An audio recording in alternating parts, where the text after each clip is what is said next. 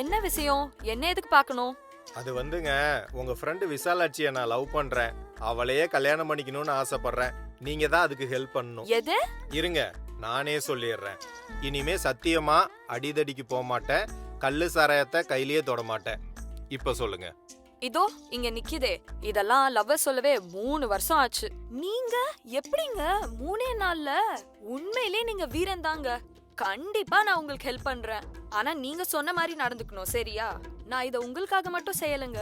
அவ மனசுலயும் நீங்க தான் இருக்கீங்க. என்ன சொன்னீங்க? இன்னைக்கு காலையில நான் உங்க பேரை சொன்னேன். உடனே நோட்ல அவ பேருக்கு பின்னாடி என்னமோ புருஷன் பேர் எழுதி வச்சிருக்க மாதிரி உங்க பேர் எழுதி வச்சிருந்தா.